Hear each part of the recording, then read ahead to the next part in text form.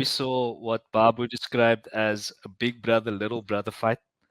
We saw Nabil Anane beat the man of steel, Sulan U, by unanimous decision. And yeah, look, Babu, I thought that was a very accurate description, the way you summed it up there. So tell us a bit more about why you kind of put it that way. It was the one. I think it was the one push kick up the middle where it just made him fly back, and I was like, oh yeah, I could see like if I had like a taller brother and like a lady brother, that's what he would do.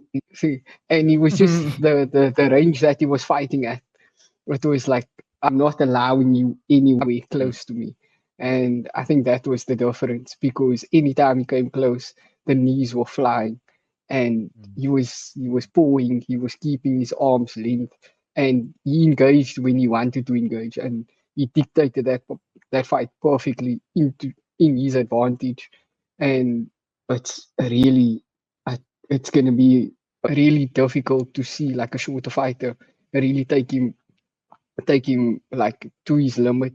Like we were saying in the previous fight with Nabati, like that's a bite down on your gumpies type of fight. And I would like to see Nabil in such a fight, but I can't really see a lot of people dealing with that range in that way. I do think there is matchups there for him that will make him bite down in his mouthpiece. But overall, it was a decent performance for him, and like one of that performances that you'll see in highlight packages of like excerpts of the fight, landing a knee, landing an elbow, keeping the man at the range. But a lovely fight nonetheless. Yeah. mm. Brother Gaia? Yeah, I completely agree. I think the best way to describe the fight from my perspective is flawless victory. Shout out to Mortal Kombat. That was absolutely flawless, but I like he nullified everything that Sulen had. And like I think the punch count landed for Sulen was I think below 10. Like, he couldn't land anything for the whole fight. And Nabil, if it was a different fighter, he would have won the fight in the first round already because he was landing damaging blows. Yeah, I think he Those rocked Sulin knees, a bro. couple of the knees. He threw a couple of elbows in there as well that had Sulin looking dizzy here. And I thought to myself, you know what? I've seen him knock out Kulap Dam, Nabil. I've seen him knock out Lobo. Those are top contenders in the bantamweight division. I've just quick matchup in my head I thought about a few seconds ago. Nabil versus Cameron Abati could be an one contenders match for the bantamweight, and then maybe a title shot if Cameron doesn't get Haggerty.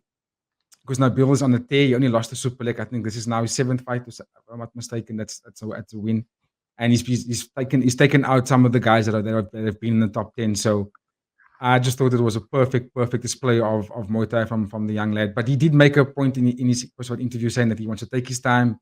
He's only 20 now, I think, or something like that. He's very young, so he really wants to be patient with his run to the title. So I'm just going as a fan here saying that would be a very nice fight to watch, Nabil versus Cameron Nebati. That would be sick. But in this fight here, I think he was just absolutely flawless. Yeah, I mean, it's very Everything he difficult. threw. Sorry, It's difficult Joe. to deal with that range, bro. It's just because I was obviously working and then I was watching the fight on my other Mm. screen, and every time I looked up, Sulan U just couldn't get close to him, bro. Just wasn't ever in range. It was, and when Babu said it was like a big brother, little brother, it's almost like you hold your little brother at Mm. range like that, and he's trying to hit you. Mm. That's what It he was like did. that, bro. It was Yeah, like there's a that. few He times poured where him so many times on his head, bruh. He just held yes, his head like, and then yeah. threw an elbow. Yeah, it was crazy. But yeah, we of course wish Nabil Anani all the best in his young career.